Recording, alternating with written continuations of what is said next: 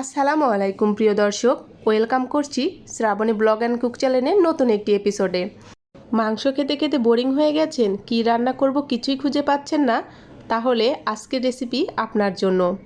এরকম যদি মজাদার একটি রেসিপি তৈরি করেন, প্লেটের ভাত একদম এক নিমিষে শেষ হয়ে যাবে। তো কিভাবে এই ঝটপট রেসিপি তৈরি করবেন আপনাদের সাথে A to Z সেটাই শেয়ার করব। চলুন চলে যাই প্রস্তুত প্রণালীতে। শিং মাছ চচ্চড়ি করার জন্য আমি এখানে একটি প্যান বসিয়ে নিয়েছি। প্যানে আমি আগে থেকে কেটে রাখা 1 কাপ পেঁয়াজ কুচি, তার সাথে দিয়ে দিলাম আরও 1 কাপ আলু কুচি। আমি আলু আর পেঁয়াজ কুচি কুচি করে কেটে নিয়েছি। তো তার সাথে দিয়ে দিলাম সামান্য কয়েকটা কাঁচামরিচ, আরও অ্যাড করে দিলাম কুচি করা কয়েক টুকরো কাঁচা রসুন। এর সাথে দিয়ে দিলাম মরিচ গুঁড়া, হলুদ গুঁড়া, আমি দুটো 1 চামচ করে দিয়েছি। তো আপনারা কিন্তু প্রয়োজন মতো বাড়িয়ে কমে দিতে পারেন। তার সাথে আরও দিয়ে দিলাম লবণ আর আদা রসুন পেস্ট।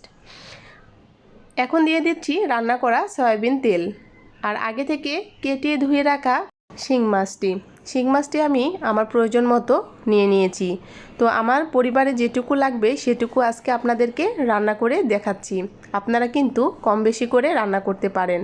তো আজকে আমি এই চচ্চড়িটা হাতে মেখে রান্না করব। সবগুলো উপকরণ দেওয়া হয়ে গেলে সুন্দর করে হাতের সাহায্যে মেখে নিব। তো হাতে মাখা তরকারি এমনিতে কিন্তু অনেক বেশি মজা লাগে। তো যখন আপনার কিছু খেতে ইচ্ছে করছে না, কি রান্না করবেন কিছুই বুঝতে পারছেন না, আজকের রেসিপি ফলো করে ঝটপট কিন্তু আপনার পরিবারের জন্য এমন একটি তরকারি রান্না করতে পারেন। আশা করছি আজকের রেসিপি আপনাদের কাছে অনেক সহজ লাগবে। যারা একদমই নতুন রাঁধুনি আছেন কিংবা ব্যাচেলর আছেন, তারা কিন্তু সহজে এই রান্নাটি করতে পারেন।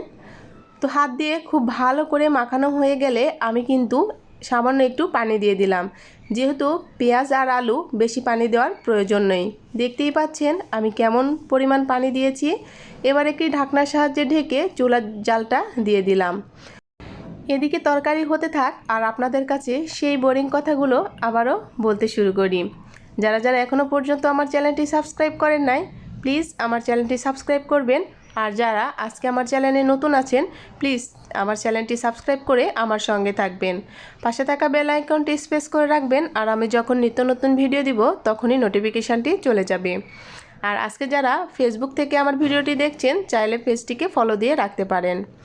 কথা বলতে বলতে কিন্তু আমার রান্না একদমই শেষ হয়ে গেছে। দেখতেই পাচ্ছেন আমি কিন্তু অফ ক্যামেরায় পানিগুলো একদম শুকিয়ে নিয়েছি আর এখন একটি প্যাচলার সাহায্যে নেড়ে চেড়ে দিচ্ছি।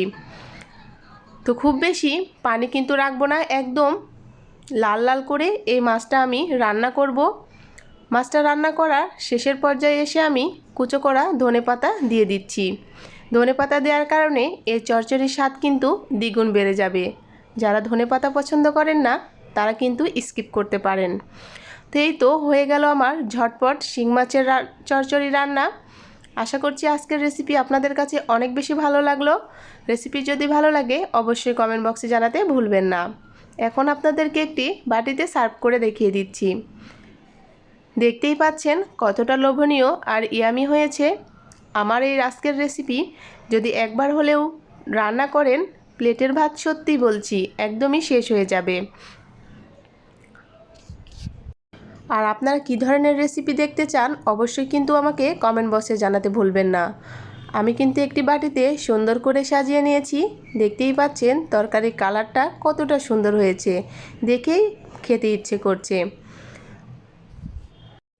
এ ধরনের নিত্য নতুন ঘরোয়া সহজ রেসিপি পেতে হলে অবশ্যই আমার সঙ্গে থাকবেন।